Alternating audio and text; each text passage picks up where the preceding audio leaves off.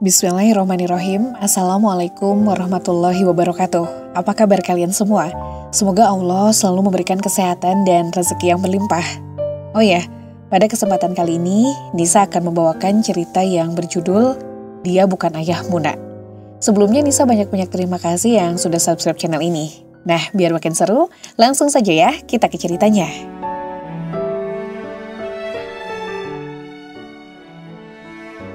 Kamu mau makan ayam crispy seperti ini juga? Mas Rido mengangkat dan memamerkan ayam crispy dari restoran ternama itu. Mendengar pertanyaan itu, Mutia mengangguk dengan mata berbinar-binar. Mau ya, mau. Kemudian Mas Rido memanggil bocah perempuan berusia 7 tahun itu untuk mendekat. Setelah itu, dia menunduk dan berteriak tepat di telinga anakku. Minta sama ibumu sana, enak saja kau minta-minta makananku. Adiknya keras. Mutia terkejut dan refleks mundur beberapa langkah ke belakang. Wajahnya tampak syok karena diteriaki begitu keras setelah diiming-imingi akan diberi ayam goreng renyah. Sedangkan Mas Rido tertawa terbahak-bahak, lalu menggigit potongan ayam sambil menertawakan Mutia. Duh enaknya. Ucap laki-laki itu bermaksud mengejek sekaligus membuat ngiler. Aku menyaksikan pemandangan itu dari pintu dapur dengan darah mendidih karena marah. Lalu dengan sebuah teriakan melengking, kupanggil Mutia agar segera mendekat. Mutia, sini kamu. Kiku sambil berkaca pinggang. Anak itu sedikit berlari ke arahku sambil menunduk takut. Mas Rido menoleh ke arah kami berdua sambil mengangkat potongan ayam goreng crispy di tangannya. Makanya kau kerja cari uang sendiri biar anakmu bisa makan enak. Jangan cuma bisa menadahkan tangan sambil berharap dikasihani seperti pengemis saja. Lukas laki-laki itu. Segera kuseret Mutia ke dapur dan kupaksa duduk di kursi kayu yang terletak di samping rak piring. Ingin rasanya kulayangkan pukulan karena sebal melihatnya yang terus membuat Mas Rido marah. Padahal Mutia sudah berkali-kali kuperingatkan agar menjauh saat ayahnya makan. Mas Rido tidak senang jika Mutia menontonnya makan karena dia merasa anakku akan meminta makanannya. Sudah berapa kali ku bilang supaya jangan mendekati ayahmu kalau dia sedang makan. Dasar anak bandel, tidak punya telinga kamu ha? Bentakku marah. Tak kenapa, walaupun sudah sering diperingatkan, tapi Mutia selalu lupa akan ucapanku. Aku kesal mendengar keributan yang terjadi karena masalah yang sama setiap hari. Muti lapar mah, desis putriku pelan. Wala napas dalam-dalam, lalu gelora amarahku terhadapnya mendadak reda seketika. Rasa panas di dalam dada berubah menjadi gerimis yang mengundang tangis. Kalau lapar tinggal ambil saja nasi di dapur.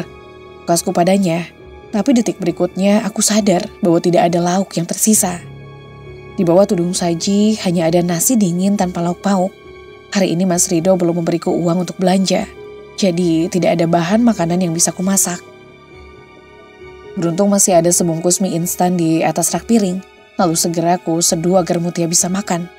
Tidak ada kuberi campuran tambahan seperti sayur ataupun telur karena bahan-bahan yang terasa mewah itu memang tidak tersedia di rumah ini. Setelah selesai, mie instan itu ku salin ke dalam piring lalu kuberi nasi dingin di atasnya. Biar semakin banyak dan mengenyangkan. Tidak peduli tentang karbohidrat yang bertumpuk-tumpuk. Bagi orang susah sepertiku, yang penting itu perut kenyang biar tidak ngiler melihat orang makan enak. Ini, makanlah, ucapku pada Mutia. Kulihat anakku mengangguk dan menyeruput kuah dari ujung sendok. Hati-hati panas. Enak mah, tukasnya dengan nada yang begitu bahagia. Mama mau. Aku menggeleng pelan. Biarlah Mutia menikmati makanan yang dirasanya cukup enak dengan begitu nikmat. Urusan perutku bukanlah persoalan yang penting untuk saat ini. Saat melihat anakku makan begitu lahap, hatiku sedikit lega. Apalagi ketika Mutia menatapku sambil tersenyum. Meski mulutnya penuh dengan makanan. Lalu kupaksakan seutas senyum meski terasa berat. Lain kali jangan mendekat kalau ayahmu sedang makan. Apalagi sampai meminta makanannya. Ucapku memberi peringatan untuk kesekian kalinya. Mutia mengangguk sambil terus mengunyah. Disuapnya nasi dan kuah gurih itu dengan lahap. Sementara helaian mie instan disisakan untuk dimakan terakhir. Saat melihat anakku makan lahap meski hanya dengan menu seadanya, rasanya batinku hancur luluh lantak. Aku seperti seorang ibu yang gagal merawat anak. Ingin rasanya aku mengubah jalan hidup ini dan membungkam mulut Mas Rido agar tidak terus-menerus meremehkanku. Tapi saat menyadari kenyataan pahit yang sedang kujalani, aku sadar bahwa tidak ada yang bisa dilakukan selain memperpanjang rasa sabar. Masakan mama memang paling enak sedunia, ujar Mutia setelah menandaskan nasi dan mie instan di piringnya. Mie instan memang sudah enak dari pabriknya, Mut. Mama tinggal menyeduhnya saja kok, sanggahku dengan nada bercanda. Mutia tertawa sambil mengacungkan kedua jempolnya. Rasanya jadi semakin enak karena mama yang bikin. Rasanya mengalahkan ayam goreng crispy. Bisa aja kamu, sahutku sambil menahan tawa. Besok mama tambahkan telur atau sosis biar rasanya makin enak. Wah, beneran mah? Tanya Mutia sambil menatapku dengan bola mata membesar penuh binar harapan. Aku mengangguk yakin. Asal kamu jangan gampang ngiler setiap ayahmu pulang bawa makanan enak. Ingat, dia membeli makanan hanya untuk dirinya saja, bukan untuk dibagi denganmu. Mutia mengangguk paham. Kali ini aku benar-benar berharap nasihatku berhasil meski harus ditambah dengan sedikit harapan palsu. Aku lelah sekaligus kasihan melihat Mutia yang selalu dibentak oleh Mas Rido hanya gara-gara anakku menginginkan makanannya. Mas Rido bekerja di pabrik tahu yang tidak jauh dari rumah kami. Sebenarnya dia diberi makan siang di pabrik bersama karyawan lain. Tapi Mas Rido lebih suka beli makanan sendiri dan makan di rumah. Hal yang kurang mengenakan hati adalah ketika Mas Rido tidak mau membagi sedikit pun makanannya dengan kami. Bahkan laki-laki itu terkesan sengaja memanas-manasi anakku dengan aneka makanan enak yang dibawanya. Sebagai suami, dia hanya memberi uang pas-pasan untuk kugunakan membeli lauk dan sayur seadanya. Wajar jika kadang Mutia juga ingin mencicipi makanan enak yang dibawa ayahnya. Sayang sekali, Mas Rido bukan sosok ayah yang baik untuk anakku. Setelah ini, Mama mau pergi bantu Bude Mina di laundry, ucapku pada Mutia. Aku ikut ya, Mah, seru anakku minta persetujuan. Boleh, tapi kamu jangan nakal di sana, jawabku. Mutia mengangguk sambil terus menyuap makanan yang ada di piringnya. Selesai makan, Mutia langsung mencuci piring dan sendok bekas makanannya. Meskipun umurnya baru 7 tahun, tapi aku sudah banyak mengajarkan kemandirian padanya. Kadang Mutia sudah aku suruh menyapu lantai dan menjemur baju. Meskipun hasilnya belum memuaskan, tapi cukup membantu dan itu bisa menjadi pelajaran untuknya.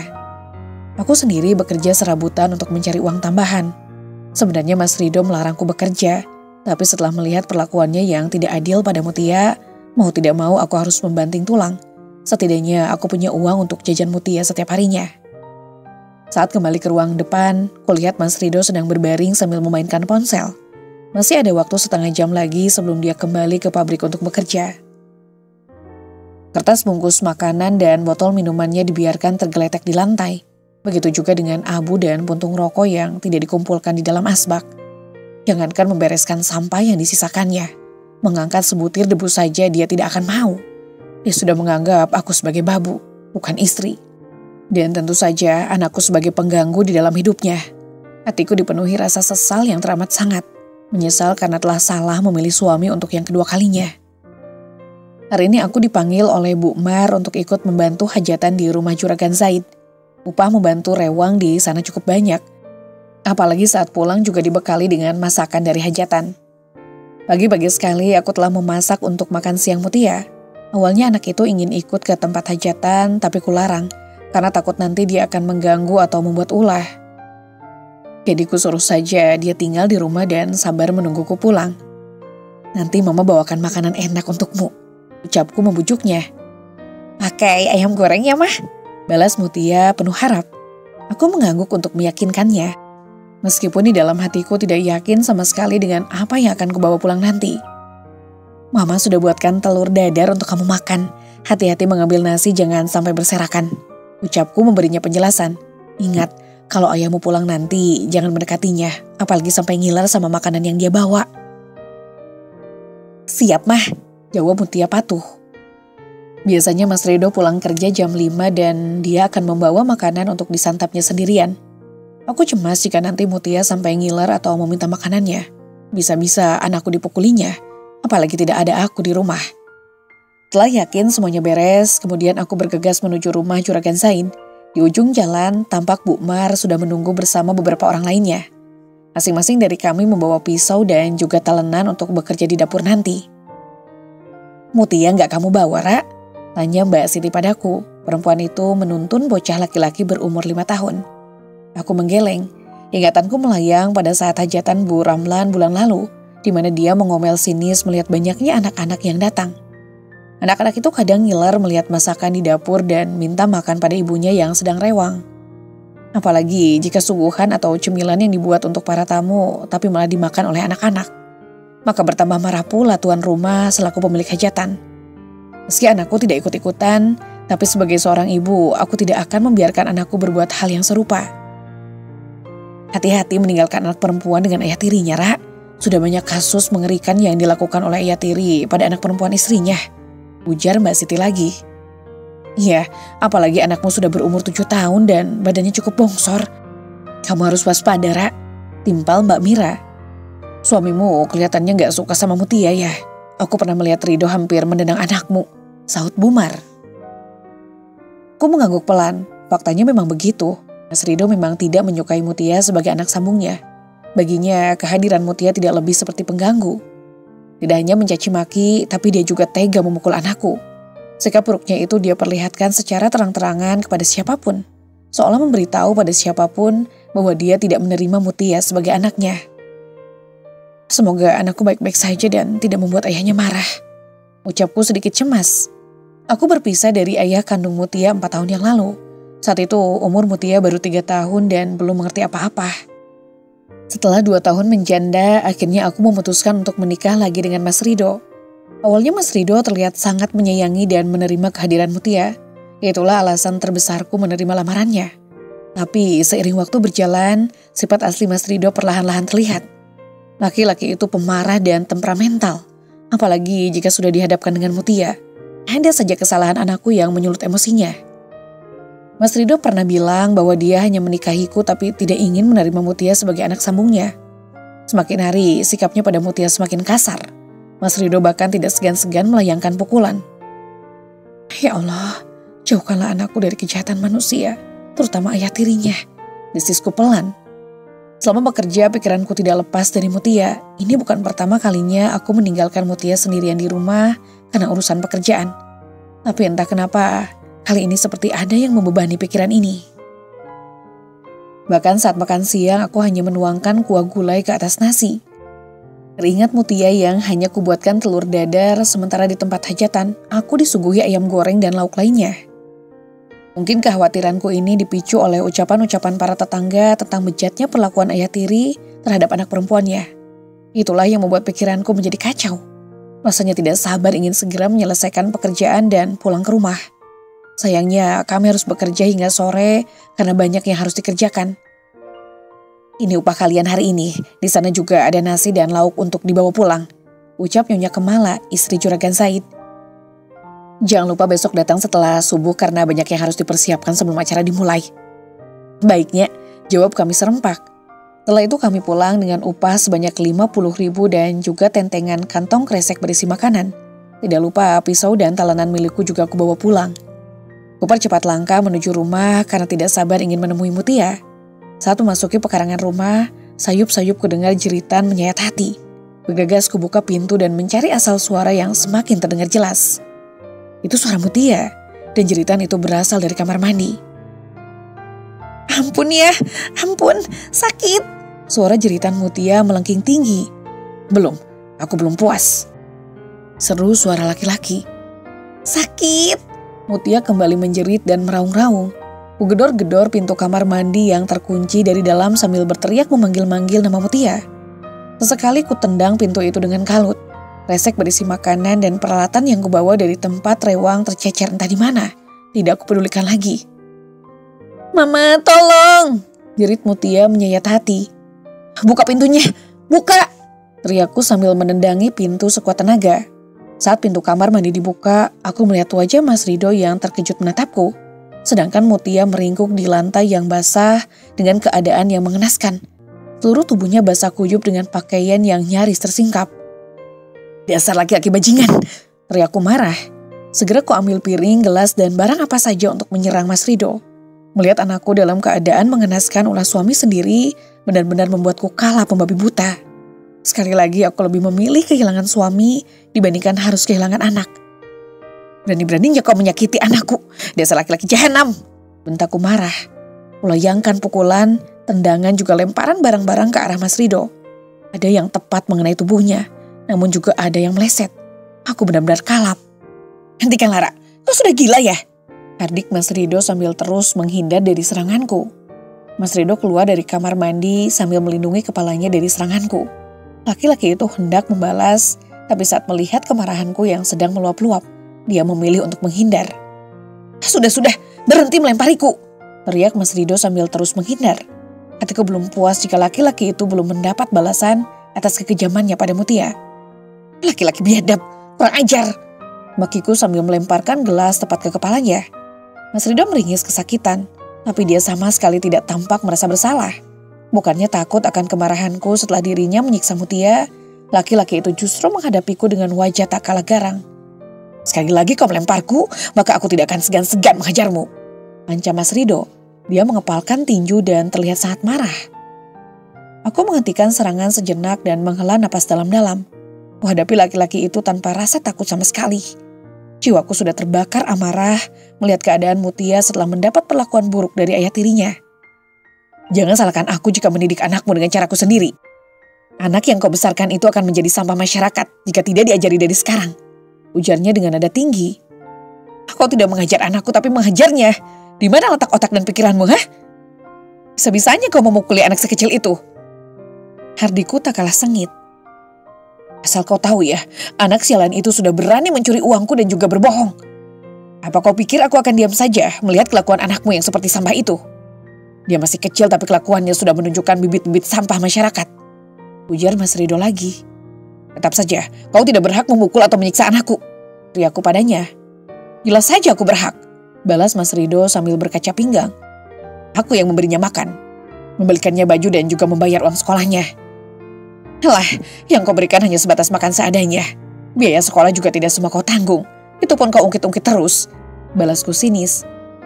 Tetap saja aku berjasa di dalam hidupmu dan anakmu. Kalau bukan karena kebaikan hatiku menikahi janda sepertimu, mungkin kalian berdua sudah menjadi gembel di jalanan. Tandasnya menghinaku. Gak usah sok merasa berjasa. Tanpa dirimu, aku dan anakku masih bisa hidup, sergahku cepat. Rido tertawa terbahak-bahak penuh ejekan. Iya, kau menghidupi anakmu dengan cara menjadi pelacur. Piring kaca hadiah deterjen yang baru minggu kemarin kudapatkan mendarat di kepala Mas Rido. Dan itu kemudian pecah berderai menimpa lantai dengan bunyi berisik. Ceraikan aku sekarang dan pergi kau dari rumah ini, bentakku dengan suara menggelegar. Mas Rido terpaku sambil memegang pelipisnya.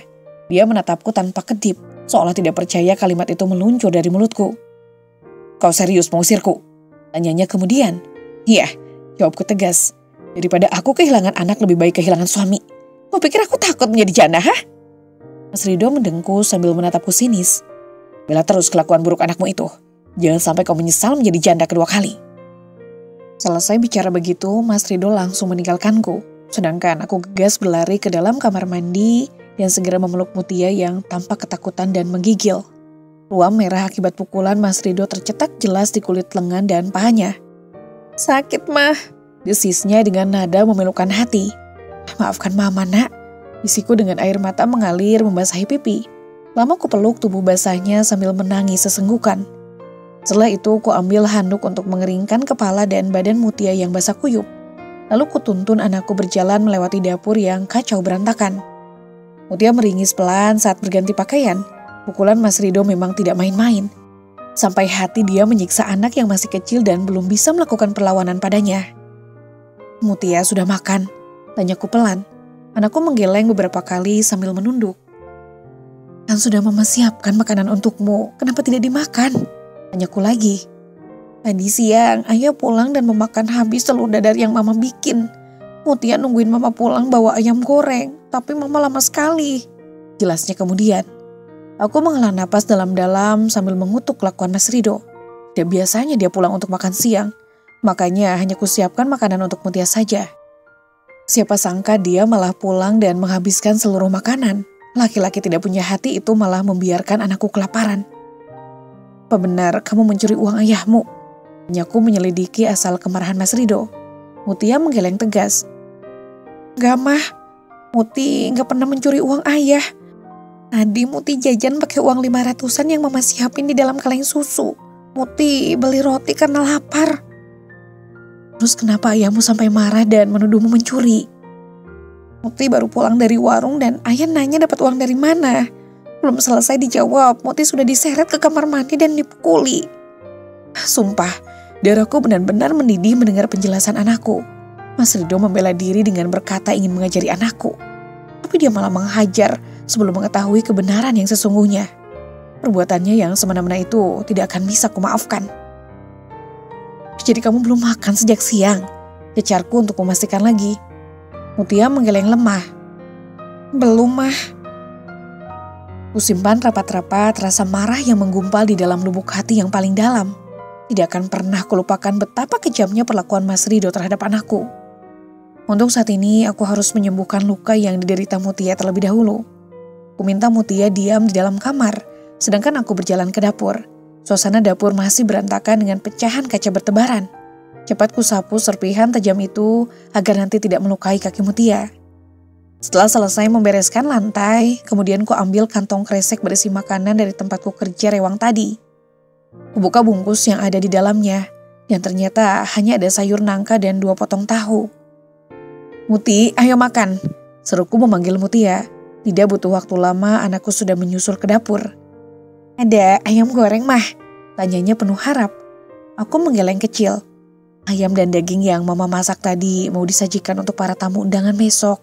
Jadi kita cuma dikasih ini saja. Enggak apa-apa, sayur nangka ini pasti tidak kalah enak dari ayam goreng, sahut Mutia. Sore itu Mutia makan lahap dengan sayur nangka dan juga tahu. Rasanya ingin menangis, tapi ku tahan karena malu dilihat oleh anakku. Tapi jika tidak menangis, rasa sesak di dalam dadaku terasa begitu membebani. Akhirnya kuputuskan untuk masuk ke dalam kamar mandi, menyalakan keran, lalu menangis terisak-isak sendirian. Setelah puas menangis, kemudian kubasahi wajah demi menghilangkan bekas air mata dan juga menyegarkan wajah. Aku kembali menghampiri Mutia yang sudah menghabiskan makanan di piringnya. Kenapa ayah gak sayang sama Mutia, Mah? Tanya anakku dengan tatapan yang begitu polos. Karena dia bukan ayahmu. Malamnya Mas Rido kembali ke rumah, padahal kupikir dia akan benar-benar pergi meninggalkan kami. Laki-laki itu menatapku sinis dan tampak meremehkan. Kenapa kau masih pulang ke rumah ini? Tanyaku padanya. Apa perkataanku tadi kurang jelas bagimu? Jika ada yang harus angkat kaki dari rumah ini, maka itu adalah kau dan anakmu. Ujarnya dengan wajah ponga dan dagu sedikit terangkat. Enak saja, aku yang duluan menempati rumah ini sebelum kau datang. Balasku tanpa gentar. Mas Rido tertawa kecil lalu mencibirku. Kau lupa ya, bahwa akulah yang membayar uang sewanya setiap bulan. Itu artinya kau yang menumpang padaku. Aku menggigit bibir sembari menahan kesal sekaligus sakit hati. Ucapan Mas Rido barusan memang fakta. Dialah yang membayar sewa rumah ini agar aku dan anakku bisa berteduh dengan nyaman. Tapi tidak kusangka, fakta itu juga yang membuatku merasa tersakiti. Seharusnya kau bersyukur aku mau menikahimu, tapi kau malah sok-sokan minta diceraikan. Memangnya kau pikir hidup menjanda itu lebih enak? Lukasnya lagi. Aku lebih baik menjanda daripada menikah denganmu tapi anakku kau siksa. Balasku. Sudah kubilang, aku hanya mengajari anakmu supaya tidak menjadi pencuri. Tapi kau malah membela sifat buruknya. Pantas saja suamimu yang pertama meninggalkanmu. Soalnya siapa yang betah punya istri pembangkang dan anak kurang ajar begini? Mas Rido malah mengungkit-ungkit masalah pernikahanku sebelumnya. Tutup mulutmu, jangan bicara seenaknya. Ardiku mulai naik pitam. Anakku tidak pernah mencuri uangmu. Dia membeli roti dengan uang recehan yang kusimpan di dalam kamar. Alah, mana ada maling yang mau ngaku? Sergah laki-laki itu. Aku benar-benar marah padanya. Sebutkan, berapa uang yang dicuri oleh Mutia? Biar ku ganti sekarang juga. Memangnya kau punya duit? Tanya Mas Rido dengan sinis. Kurogoh selembar uang 50.000 hasil kerja kerasku membantu rewang hari ini. Lalu kulemparkan benda itu ke hadapan Mas Rido. Berhenti menyebut anakku pencuri. Cuma segini uangmu sudah berani melawanku. Apa kau pikir ini bisa menggantikan seluruh biaya yang telah kuhabiskan untuk kalian berdua, hah? Bentak Mas Rido kemudian. Kalau begitu, ceraikan aku sekarang biar kau tidak perlu menanggung hidup kami lagi. Seruku dengan dada turun naik karena emosi. Mas Rido menatapku dengan sudut bibir terangkat. Dia tampak mengejek ucapanku barusan. Aku tidak akan menceraikanmu. kecuali kau mengganti seluruh biaya yang telah kukeluarkan sejak pertama menikahimu sampai detik ini. Balas Mas Rido. Nanti akan kuhitung semua dan pasti kuganti. Sekarang yang penting kita berpisah biar anakku tidak kau siksa lagi. Tidak, kalau kau mau berpisah dariku, kembalikan mahar yang kuberi serta semua uangku yang pernah kau pakai. Sebelum itu jangan harap kau bisa pergi dariku. Aku menghela napas dalam-dalam. Laki-laki itu benar-benar pintar menekanku hingga tak berkutik. Dia tahu bahwa sekarang aku sedang tidak punya uang dan tidak bisa mengabulkan permintaannya. Bagaimana? Kau masih minta pisah dariku? Tanya Mas Rido kemudian. Aku masih diam tanpa memberi jawaban. Aku tahu kau dan anakmu tidak punya tempat tinggal lain jika malam ini kalian kuusir. Kecuali kau ingin anakmu tidur di emperan trotoar seperti anjing terlantar. Ujarnya. Aku memejamkan mata sejenak. Terbayang olehku bagaimana malangnya hidup Mutia jika kami terusir malam ini. Tapi hidup di bawah tekanan bersama Mas Rido juga bukan pilihan yang mudah. Laki-laki itu berpangku tangan dan menatapku dengan sorot mata yang begitu angkuh. Sedangkan aku tidak punya argumen apapun untuk menentangnya. Anggap saja aku sedang bermurah hati dan memaafkan kelakuan kalian berdua. Tapi jika kau berani melawanku, apalagi sampai melempariku sekali lagi, maka aku benar-benar akan mengusirmu dari rumah ini.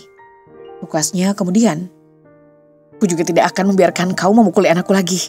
Balasku tegas. Kalau begitu silakan tentukan pilihanmu. Kau patuh padaku atau angkat kaki dari sini. Sahut Mas Rido. Jika harus menurutkan ego, aku bisa saja memilih untuk angkat kaki. Tapi ada Mutia yang juga harus kupikirkan. Aku tidak ingin anakku putus sekolah hingga terlantar hanya karena pilihan egoisku. Bagaimana? Kau setuju dengan syaratku? Tanya Mas Rido kemudian. Aku menghela napas dalam-dalam, menyingkirkan ego di dalam dada, dan memutuskan untuk mengangguk pelan. Mengetahui jawabanku, Mas Rido tertawa kencang. Bagus Lara, sudah seharusnya kau menjadi istri yang penurut pada suami jika tidak ingin menjadi janda kedua kalinya. Ujar laki-laki itu. Aku mengatupkan rahang dengan keras, menelan bulat-bulat rasa sakit yang begitu pahit. Demi Mutia, lebih baik kali ini aku mengalah lagi. Ingat, setelah aku punya uang untuk mengganti biaya yang kau keluarkan untukku, maka aku akan menggugat cerai ke pengadilan. Ucapku penuh tekad. Anggap saja sekarang aku berhutang padamu. Selamat bermimpi Lara. Pastikan kau tidak akan pernah punya cukup uang untuk mengganti semua biaya yang telah kuhabiskan untukmu. Balas Mas Rido. Jika ditanya rasa cinta, jujur saja aku tidak begitu mencintai Mas Rido. Aku menerima ajakannya untuk menikah hanya karena butuh dukungan finansial saja. Apalagi tahun ini Mutia masuk sekolah dan memerlukan biaya yang banyak. Jadi kupikir sebaiknya menikah saja biar ada yang menafkahi. Sayangnya menjalani pernikahan dengan Mas Rido jauh lebih pahit dibandingkan saat menjanda dulu.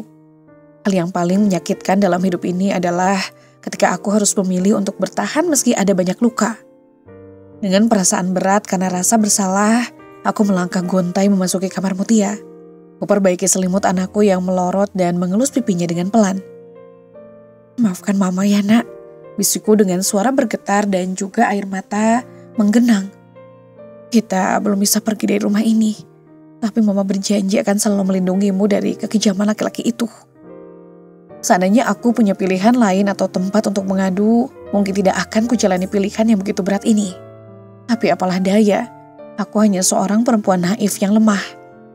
Saat hendak tidur di samping Mutia, tiba-tiba pintu kamar terbuka. Mas Rido berdiri di ambang pintu, kemudian merogoh selembar kertas dari balik saku celana dan melemparkan benda itu ke arahku. Aku punya lowongan kerja untukmu. Silakan pahami persyaratannya dan persiapkan dirimu. Ujar laki-laki itu. Aku bangun dan memungut kertas itu. Dahiku berkerut bingung saat membaca deskripsi lowongan kerja yang tertulis di sana. Kerja di hotel? Tanyaku heran. Sebagai suamimu, aku tidak keberatan jika harus memberimu makan dan tempat tinggal. Tapi aku tidak mau menanggung kebutuhan Mutia karena dia bukan anakku. Jadi kalau kau tidak mau anak itu putus sekolah dan menjadi gembel, sebaiknya kau bekerja untuk membiayainya. Jelas Mas Rido kemudian. Gak usah membantah.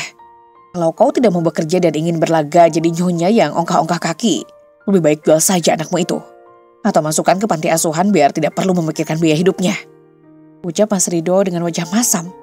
Oh ya, separuh dari gajimu nanti akan menjadi milikku.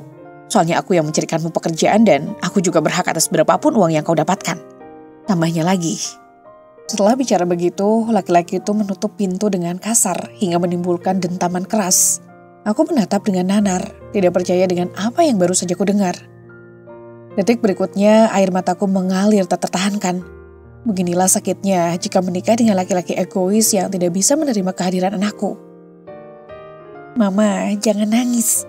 Aku tersentak lalu buru-buru menghapus air mata. Di belakangku, Mutia sudah bangun dan kemudian memelukku erat. Aroma kesedihan menguar dengan jelas menyelimuti kami berdua. Sebenarnya ayah Mutia siapa, Mah? Tanya anakku kemudian. Aku mengatupkan bibir rapat-rapat sambil menggeleng. Air mataku kembali berjatuhan. Masa lalu itu terlalu menyakitkan jika harus kembali dikenang. Kamu tidak perlu tahu siapa ayahmu, bisikku dengan suara serak. Besok paginya Mutia meringis saat ku bantu pakai baju setelah mandi.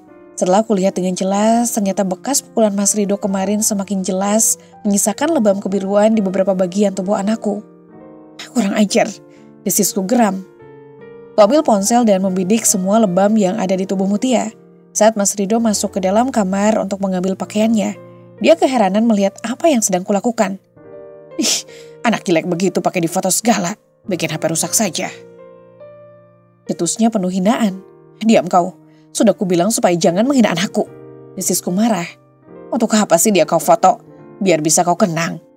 Balasnya sambil menatapku remeh. Jika kau masih memukul dan menyiksa anakku lagi, maka aku akan melaporkanmu ke polisi. Aku sudah mengumpulkan semua bukti kekerasan yang kau lakukan padanya. Jelasku dengan geram. Mas Rido tersentak sejenak sambil terus menatapku tajam. Kemudian dia mencebikkan bibir lalu melontarkan cemoohan yang terus merendahkanku. Memangnya kau punya uang untuk melaporkanku, ha? Tanyanya sambil mendengku sinis. Kau pikir membuat laporan ke polisi itu perkara gampang? Sadarlah wahai perempuan dungu, laporanmu tidak akan ditanggapi kalau nggak ada uang. Lihat saja nanti, akan kuusahakan apapun caranya agar anakku mendapat keadilan. Seruku tegas. Wow, aku takut sekali dengan ancamanmu. Bulu kuduku sampai berdiri semua. Celoteh laki-laki itu sambil pura-pura bergidik ngeri. Oh ya, aku akan terus menghina anakmu biar kau selalu ingat bahwa aku tidak akan menerima anak ini sampai kapanpun. Jadi dia harus sadar diri sejak sekarang, ucapnya menambahkan. Setelah bicara begitu, Mas Rido berlalu keluar sambil bersiul-siul. Aku menghentakkan kaki dengan kesal, karena dia sama sekali tidak terpengaruh oleh ancamanku. Kutatap Mutia yang menunduk sambil menggigit bibir bawahnya. Mata polosnya menyimpan goresan luka akibat ucapan Mas Rido barusan. Lain kali kalau dia memukulimu lagi, kamu harus melawan. Ambil batu, kayu, atau apa saja untuk membalasnya. Ucapku pada Mutia. Iya mah, sahut Mutia lirih. Kalau bisa kamu harus menghindar duluan. Kalau tidak lari keluar rumah dan teriak minta tolong. Tetangga di sini pasti bantu kamu. Jelasku lagi. Muti tidak suka sama ayah mah. Bisa nggak kita pergi saja dari rumah ini? Tanya Mutia kemudian. Aku menghela napas dalam-dalam. Seandainya punya tempat pulang atau mengadu, tentu aku sudah angkat kaki sejak lama. Sabar ya, setelah ini mama akan bekerja supaya punya uang banyak. Setelah itu baru kita pergi dari sini. Ujarku menghiburnya. Kupersiapkan perlengkapan sekolah dan bekal makan siang untuk Mutia. Kali ini kumasukkan nasi yang banyak ke dalam kotak beserta lauk seadanya. Kujelaskan pada Mutia agar dia memakan habis semua nasi ini dan tidak boleh menyisakannya. Nanti kalau kamu pulang sekolah langsung ke rumah Tante Winda saja ya. Tunggu saja mama di sana sampai datang. Jangan pulang ke rumah ini. Nanti kamu dipukuli lagi oleh ayahmu. Terangku padanya. Oke mah, ucap Mutia sambil mengangguk. Setelah semuanya beres, kemudian segera kuantarkan Mutia ke sekolahnya. Biasanya nanti dia akan pulang berjalan kaki bersama anak-anak yang lain tanpa perlu dijemput. Selesai mengantarkan Mutia, aku singgah ke rumah Mbak Winda, tetangga yang ada di depan gang. Selama ini dia memang membuka jasa penitipan anak dan juga mengasuh balita yang ditinggal orang tuanya bekerja. Pada Mbak Winda, aku jelaskan bahwa aku dapat tawaran bekerja di salah satu hotel dan tidak ada yang akan menjaga Mutia di rumah. Aku katakan juga bahwa aku takut jika Mas Rido kembali menyiksa anakku selama aku tidak ada.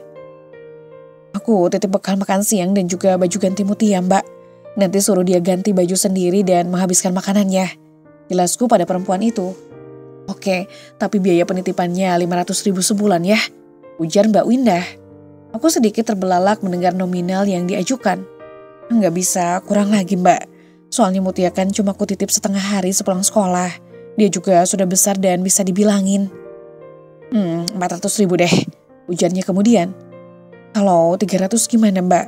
Aku mencoba menawar karena takutnya gajiku tidak bisa menutupi semua biaya yang akan dikeluarkan nanti. Mbak Winda mengangguk setuju. Tapi kamu bilangin anakmu supaya jangan lasak. Soalnya aku juga ada anak lain yang harus kujaga. Siap Mbak, ucapku dengan yakin. Sementara itu batinku menjerit pilu karena telah berani membuat keputusan seberat ini. Tapi apapun akan kulakukan supaya anakku tidak terus dihina oleh suami sendiri. Oh ya, bilangin ke Mutia supaya dia jangan pulang ke rumah sebelum kujemput. Pesanku kemudian. Iya deh, tapi kamu pulangnya jangan sengaja dilama-lamain, ujar Mbak Winda. Aku mengangguk sambil berucap syukur. Setidaknya untuk saat ini aku punya solusi untuk Mutia. Jika nanti benar-benar sudah punya uang, aku akan menggugat cerai Mas Rido dan kembali menjanda. Aku ditempatkan bekerja sebagai housekeeper di sebuah hotel ternama. Setelah melewati masa training selama seminggu, akhirnya aku ditugaskan mengontrol kamar yang ada di lantai 5. Subuh-subuh sekali aku akan bangun dan mempersiapkan bekal dan makan siang untuk Mutia. Setelah itu aku antarkan dia ke sekolah sekaligus pergi kerja. Sorenya aku akan pulang sekaligus menjemput Mutia di rumah Mbak Winda. Untungnya Mutia anak yang penurut sehingga belum tercipta masalah hingga sejauh ini. Sementara itu hubunganku dengan Mas Rido semakin hari semakin hambar.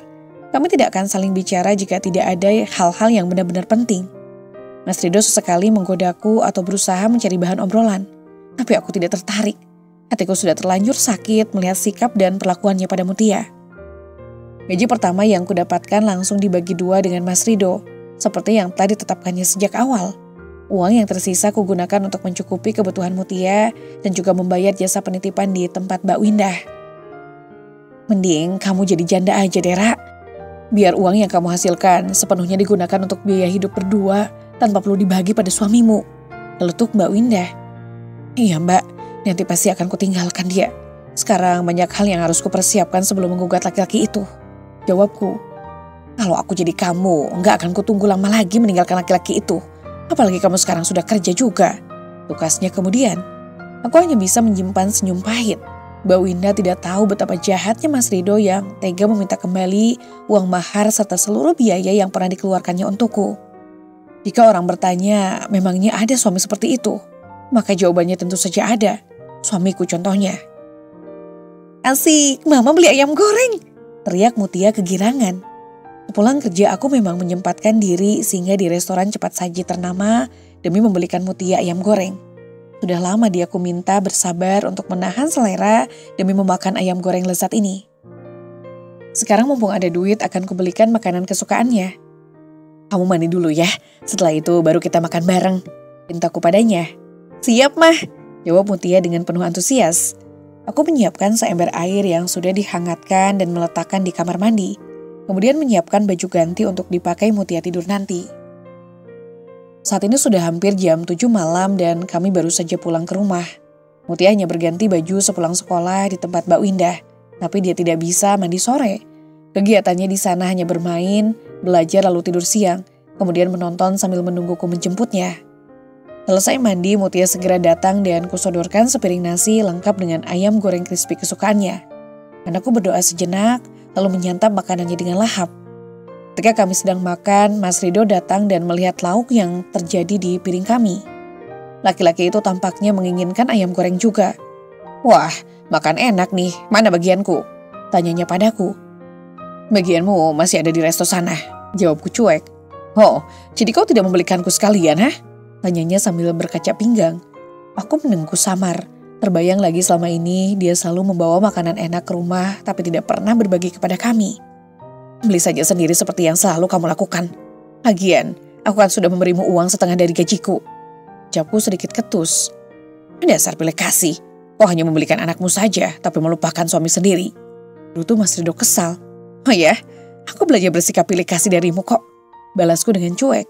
Mas Rido mendelik kesal saat melihat ke arah Mutia yang sudah selesai makan. Aku segera berdiri dan menyuruh anakku mencuci tangannya. Asal kamu tahu ya, aku bekerja untuk memenuhi kebutuhan anakku, bukan untuk memuaskan seleramu. Kasku ketus. Alah, kau bisa kerja karena aku yang mencarikan lowongan.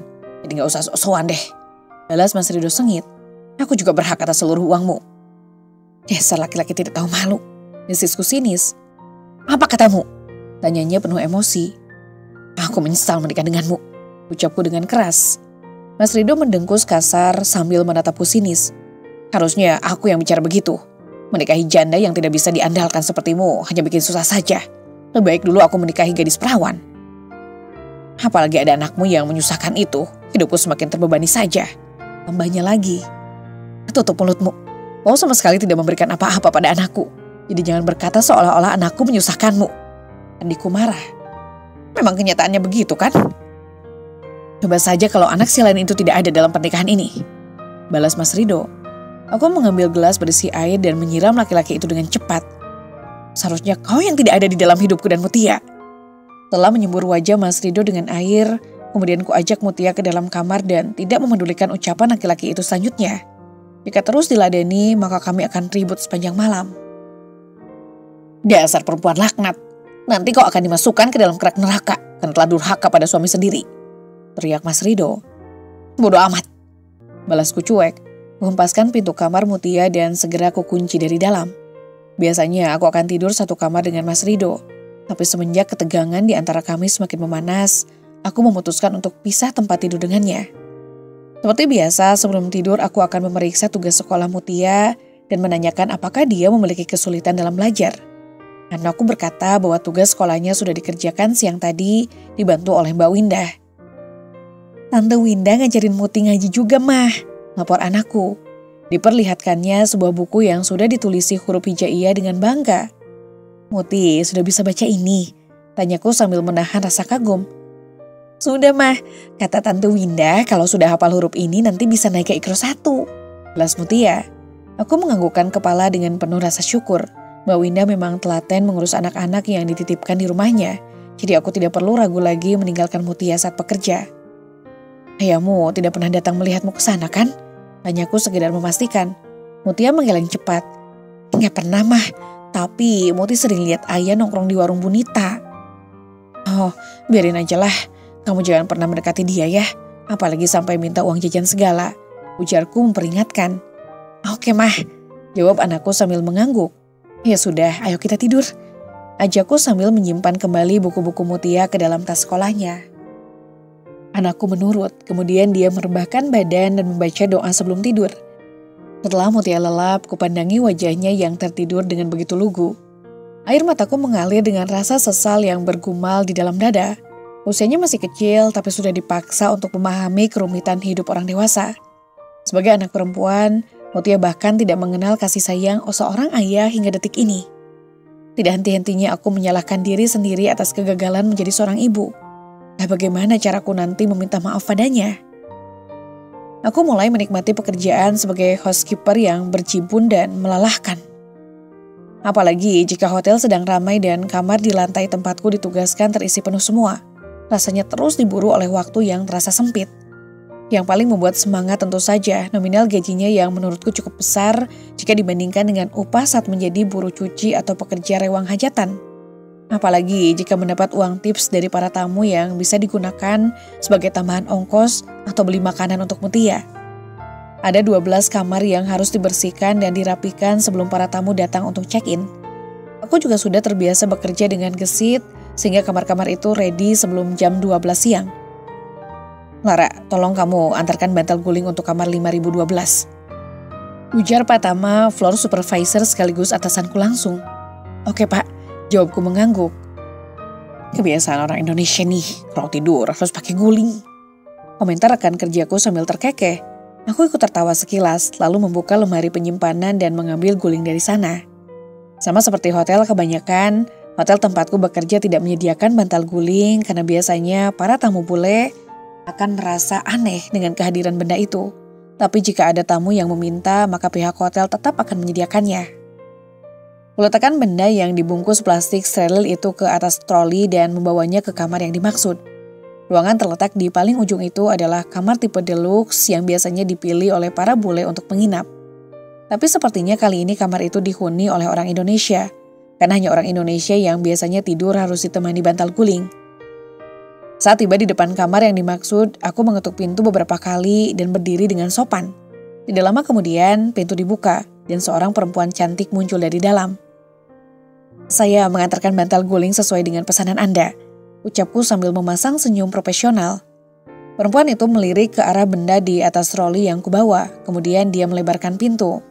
"Letakkan saja di sana," ucapnya sambil menunjuk ke arah kasur. Aku masuk dan membuka plastik pembungkus bantal guling, kemudian meletakkan benda empuk itu di atas kasur yang masih tertata rapi. Saat hendak keluar, aku tertegun menatap sesosok laki-laki yang baru keluar dari kamar mandi. Laki-laki itu juga tak kalah terkejutnya denganku. "Lara, kamu kerja di sini?"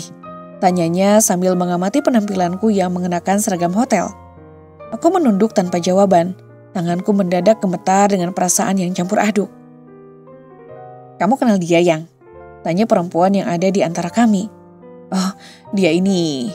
"Saya permisi, silakan menghubungi kami jika perlu bantuan lain," ucapku memotong kata-kata pria itu. "Lara, tunggu!" seru laki-laki itu sambil berusaha mengejar langkahku. Tapi niatnya terhenti karena perempuan yang ada di sana tampak tidak suka. Lalu sayup-sayup kudengar mereka beradu argumen. Aku menghela napas yang terasa sesak sekaligus perih. Kususuri lorong hotel dengan tergesa-gesa dan kembali ke ruanganku. Kuletakkan troli di sudut ruangan, kemudian duduk untuk menenangkan pikiran. Bayang-bayang masa lalu kembali hadir setelah pertemuanku dengan laki-laki tadi. Susah payah aku pergi menjauh membawa anakku dan juga seluruh luka. Tapi kami malah dipertemukan di tempat ini. Rasanya ingin menghilang atau menghapus penggalan kejadian tadi agar hidupku tidak semakin terasa berat.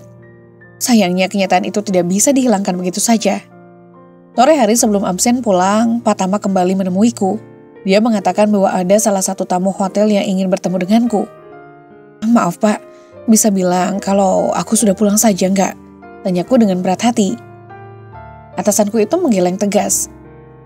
"Dia sudah menunggumu di lobi, ayo ku temani." Dengan langkah gontai aku berjalan menuju lobi hotel. Matama selalu menekankan bahwa hospitality atau keramahan menjadi prioritas dalam melayani para tamu. Oleh karena itu, kami harus meminimalisir hal-hal yang akan membuat tamu kecewa. "Itu orangnya," ujar Pak Tama sambil mengarahkan pandangan pada laki-laki yang tidak asing lagi bagiku. Atasanku berbahasa basi singkat sebelum akhirnya meninggalkan kami berdua. Aku duduk di sofa yang ada di pojok ruangan, berhadapan dengan sosok masa laluku.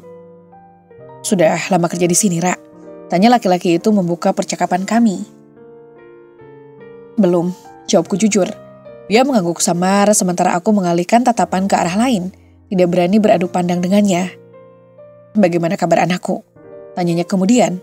Aku menghela napas sejenak, menepis rasa sakit sekaligus mengontrol emosi yang sedang berkecamuk di dalam dada. "Dia baik-baik saja," jawabku pelan. Laki-laki itu mengangguk singkat, kemudian mengangsurkan sebuah amplop ke arahku. "Ini uang untuk jajan Tiara." Aku menatapnya dengan getir. Tidak perlu, gajiku masih bisa menghidupi anakku dengan layak. "Aku tidak peduli seberapa besar gajimu, Ra. Uang ini kuberikan untuk anakku, bukan untukmu," tukasnya dengan tegas. Setelah bicara begitu, dia berdiri dan berlalu meninggalkanku. Kutatap amplop berisi uang itu dengan mata yang mendadak berair. Mantan suamiku bernama Dimas Rajendra, seorang laki-laki yang berasal dari keluarga kaya raya. Hubungan kami mendapat pertentangan dari keluarga Mas Dimas, terutama ibunya. Tapi karena Mas Dimas bersikukuh ingin mempertahankanku, maka ibunya menyerah dan membiarkan kami menikah. Aku mengorbankan masa muda demi hidup bersama laki-laki yang kucintai. Umurku baru menginjak 20 tahun saat memutuskan untuk menjadi istri Mas Dimas. Kuliahku yang sudah semester 4 terpaksa kutinggalkan begitu saja. Jangan tanya betapa kecewa keluargaku saat mengetahui keputusan yang kubuat. Ibuku menangis histeris sambil memukuli kepala karena dia tidak rela aku menikah muda. Apalagi saat mengingat pesan almarhum ayah agar kami semuanya mendapatkan pendidikan yang layak. Bertambah pilu jeritan ibuku. Sementara itu Mas Marco yang selama ini membiayai kebutuhanku mulai dari sejak sekolah hingga kuliah tampak begitu emosi. Kakak tertuaku itu mengusirku sesaat setelah menikahkanku dengan Mas Dimas. "Aku susah payah banting tulang menggantikan almarhum ayah agar kau bisa kuliah. Tapi ternyata ini balasanmu," ujar kakakku itu dengan mata memerah menahan tangis. "Maaf Mas," balasku lirih. "Dimas, bawalah Lara kemanapun kau pergi. Sekarang dia sudah menjadi tanggung jawabmu. Aku tidak akan mau lagi mengurusnya," ujar Mas Marco dengan kalimat yang begitu pahit. "Pergilah Ra, carilah peruntunganmu sendiri. Ikutilah laki-laki yang telah kau pilih dan jangan kembali lagi.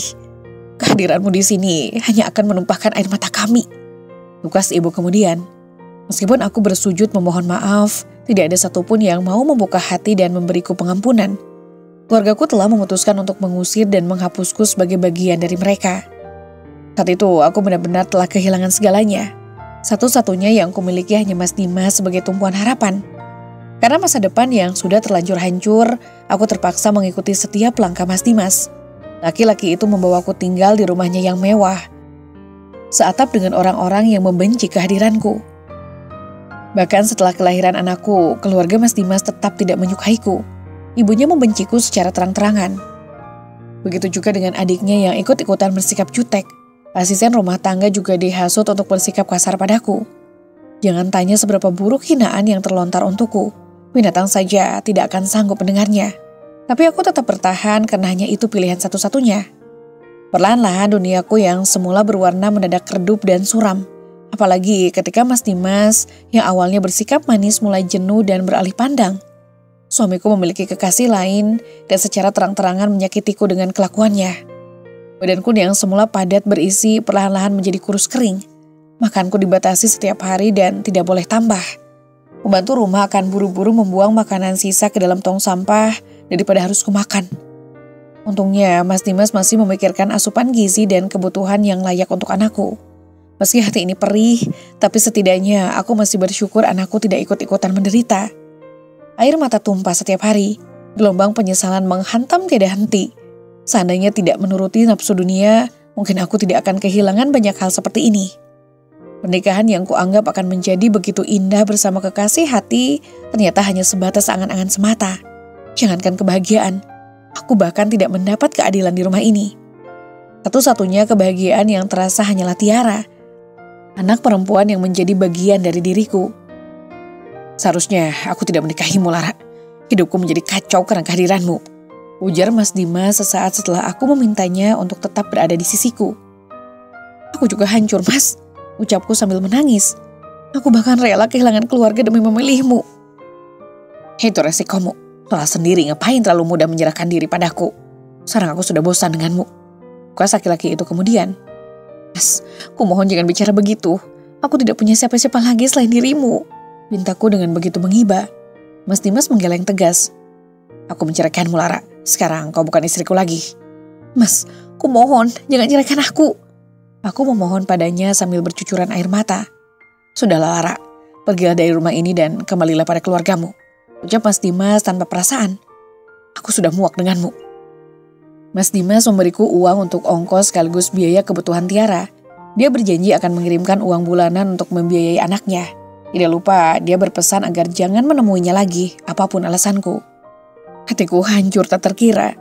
Saat itu Tiara masih berumur 3 tahun ketika tangan mungilnya kutuntun keluar dari rumah megah yang sama ini kami tempati. Mas Dimas enggan mengantarkan kepergianku, sedangkan ibu dan adiknya bertepuk tangan kegirangan.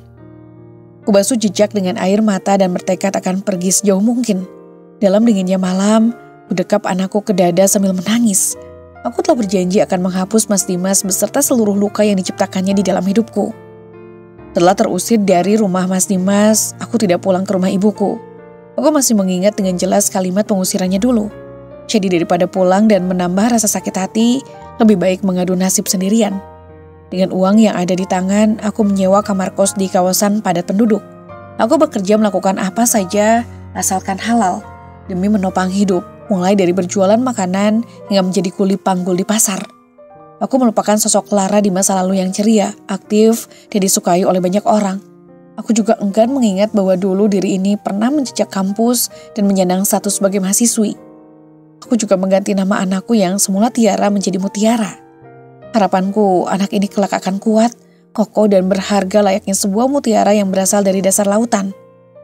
Setelah 3 tahun menjanda dan banting tulang sendirian, akhirnya aku memutuskan untuk menerima lamaran Mas Rido. Laki-laki yang dulu kuharapkan bisa menjadi tulang punggung demi meringankan beban di pundakku. Sayangnya aku kembali dipertemukan dengan laki-laki yang bersikap manis di awal, tapi pada akhirnya memberi luka begitu parah. Pernikahanku dengan Mas Rido menghadirkan kemelut baru yang tak kalah menyakitkan. Mama kenapa lama sekali pulangnya? Tanya Mutiara saat aku menjemputnya di rumah Mbak Windah. Maaf ya, tadi jalanan agak macet. Ditambah pula mama ngantri beli makanan untukmu, ucapku Kuperlihatkan kantong kresek berisi nasi ayam bakar yang kubeli untuk makan malam kami. "Asik!" teriak Mutia kegirangan. "Sepertinya enak itu mah." "Jelas dong, Mama membeli ini di warung yang masakannya terkenal lezat," balasku sambil mengulas senyum bahagia melihat keceriaan Mutia. Uang yang diberikan oleh Mas Dimas tadi berjumlah sebanyak 2 juta dan hanya kuambil sebanyak 500.000. Sisanya kusimpan ke dalam rekening melalui ATM setor tunai. Jika aku bisa menyingkirkan ego di dalam diri ini dengan tetap berada satu atap dengan Mas Rido, maka aku juga bisa melakukan hal yang sama pada Mas Dimas. Apalagi laki-laki itu adalah ayah kandung Mutia, dan dia memang berkewajiban menafkahi anaknya. Jadi tidak ada salahnya menerima uang dari laki-laki itu. Persetan dengan masa laluku yang terlalu suram, saat ini masa depan anakku jauh lebih penting daripada segalanya. Saat tiba di rumah, kami disambut dengan senyum sinis Mas Rido. Laki-laki itu tampaknya juga baru pulang ke rumah dan selesai mandi. Aku tidak memedulikannya dan langsung menuju dapur. Kuisi panci dengan air dan kupanaskan untuk mandi Mutia nanti. "Makan dulu, boleh nggak Mah?" tanya Mutia padaku. "Muti lapar banget soalnya." "Gak boleh gitu, nanti kamu mandinya kemalaman, gak bagus untuk kesehatan," ucapku menolak permintaannya. Lagi pula mandi kan gak lama. Iya deh," jawab Mutia. Kemudian dia meneguk air demi mengusir rasa laparnya.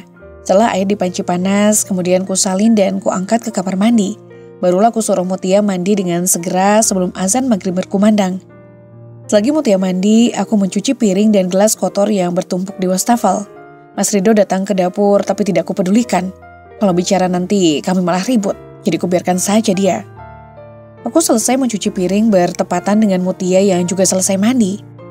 Dia tampak antusias dan sedikit terburu-buru, mungkin karena sudah lapar dan ingin segera makan. Saat giliranku masuk ke kamar mandi untuk membersihkan diri, Mutia muncul di dapur dan menanyakan di mana ayam bakar yang kubeli tadi. "Makanannya Mama taruh di atas kulkas," seruku dari dalam kamar mandi. "Gak ada Mah," balas Mutia. Aku mengurungkan niat membuka pakaian dan memutuskan untuk pergi keluar. Kuhampiri Mutia yang berdiri di depan kulkas dengan wajah bingung. Kantong kresek berisi 2 porsi ayam bakar yang kubeli tadi sudah raib entah kemana. Rasanya aku tidak lupa atau salah taruh. Saat berhasil mengingat sesuatu, aku bergegas ke ruang depan dan melihat pemandangan yang membuatku jengkel setengah mati. Mas Rido tampak asik menggigit ayam bakar dengan begitu nikmat. Decap suara mulutnya saat mengunyah membakar kemerahan di dalam dadahku. "Oh, ternyata kamu yang memakan ayam bakar milik kami," seruku sambil berkaca pinggang. Enak," ucap laki-laki itu sambil menjilat ujung jarinya yang berlumur bumbu. "Kau harus sering-sering membelikanku makanan enak seperti ini." "Sialan," teriakku murka. Kurai kantong kresek yang sudah kosong itu. "Kau bahkan menghabiskan keduanya?" "Iyalah, soalnya aku lapar," balasnya dengan begitu enteng. "Terus kau pikir anakku tidak lapar, hah?" Bersambung. Terima kasih yang sudah mendengarkan cerita ini. Semoga ada hal kecil yang bisa kalian ambil. Dan jangan lupa untuk kembali lagi di episode berikutnya. Karena setiap cerita pasti punya makna tersendiri. Mohon maaf apabila Nisa ada kesalahan dalam penyampaian ceritanya. Akhir kata, wassalamualaikum warahmatullahi wabarakatuh.